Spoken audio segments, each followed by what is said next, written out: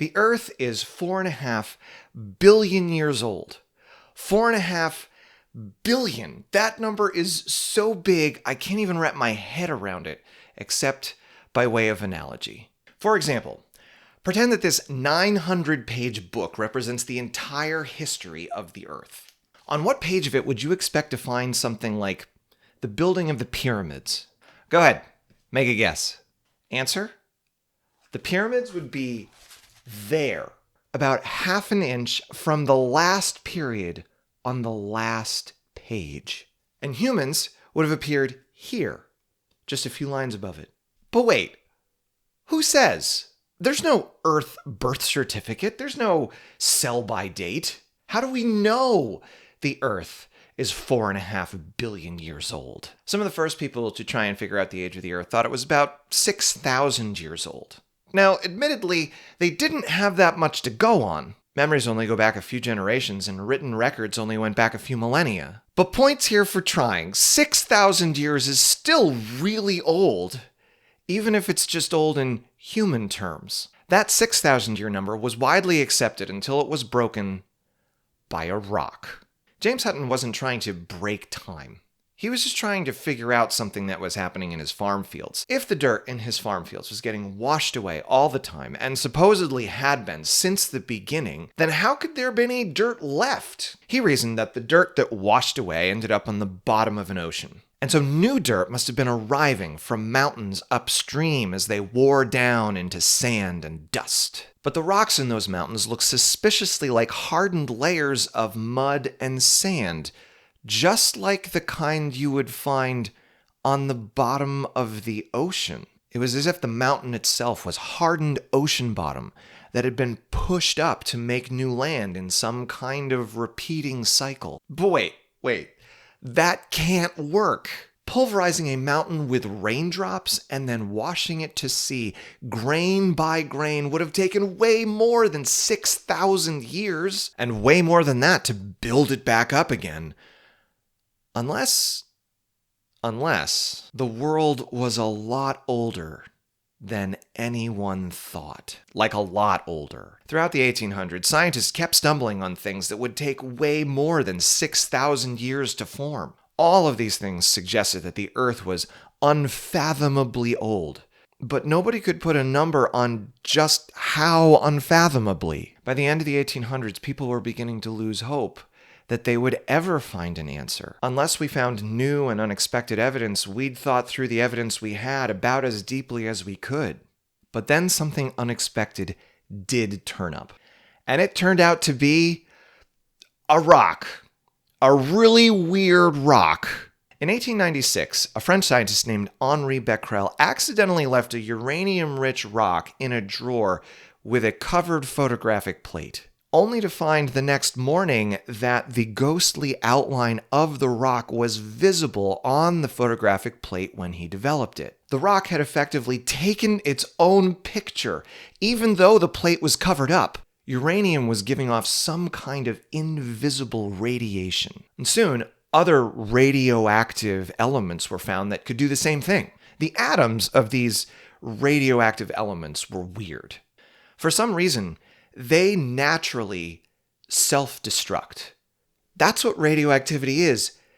Little self-destruct atoms that shoot off little bits and turn into something that's not radioactive anymore. Sometimes a completely new element. Now, you can't predict when any individual radioactive atom will go. But if you get a bunch of radioactive atoms together, they will self-destruct in a very specific pattern.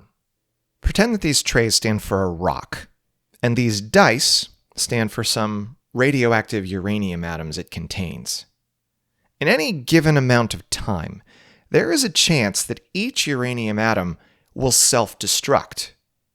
So let's let each roll stand for some certain amount of time, and let's say that any time a die rolls a 6, that uranium atom has self-destructed. Now it's an atom of lead. Not radioactive anymore, and will stay lead pretty much forever. I'll move the lead atoms to this other tray to keep track of them, but in real life they just stay locked in their place in the rock. As time goes by, roll after roll, There is less and less uranium left in the rock, and more lead.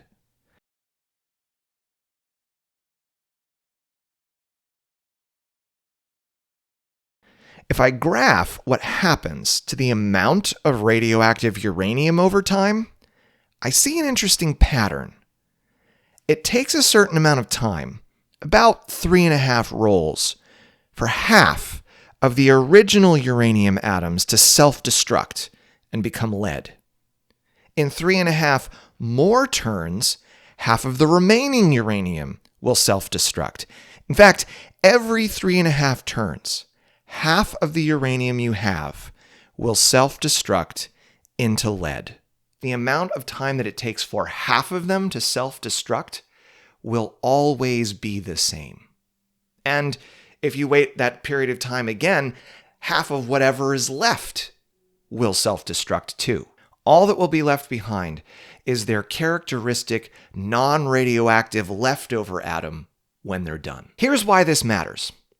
If we know that something contains radioactive atoms, and we know what their non-radioactive leftovers are after they self-destruct, and we know how long it takes for half of them to self-destruct, then aging something is as simple as comparing the amount of radioactive atoms left with the amount of known self-destruct leftovers.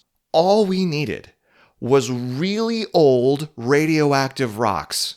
And we have tons of those. The age of the Earth was in our grasp. Except there was a problem. How do you know there weren't atoms of that leftover kind when the rock formed in the first place?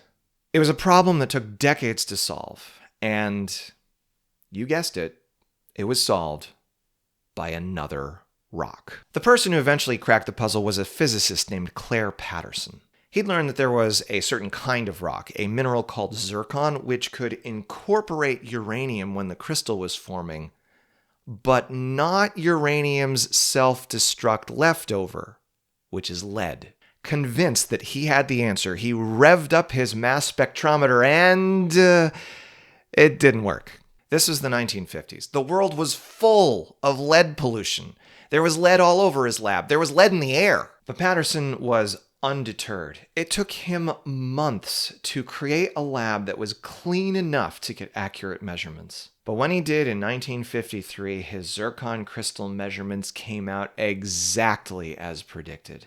And a few years later, Patterson published his proposal for the age of the Earth. Today, we've corroborated Patterson's measurements against old rocks on Earth, meteorites that formed around the same time as the Earth did, and the Moon. And they all consistently point to the same number, the number that Patterson identified. 4.5 billion years. Nobody since then has made significant revisions to the date that he proposed. But Patterson hadn't just found one date. He'd invented a clock that we could use to measure all kinds of things, from the extinction of the dinosaurs to the moment the first fish crawled up onto land. It was a discovery that allowed us to put dates on the entire history of the Earth from its very beginning. Even knowing the age of the Earth, it's still pretty impossible to imagine. I have trouble just comprehending the length of human history, which is tiny by comparison. I mean, how many human histories could fit in the vastness of the true age of the Earth? Like deep time itself, the solution to figuring out the age of the Earth was something that our ancestors couldn't even imagine. The idea of atoms and radioactivity and photography and the technologies that we use to separate out atoms by their mass so that we can measure how many of them there are.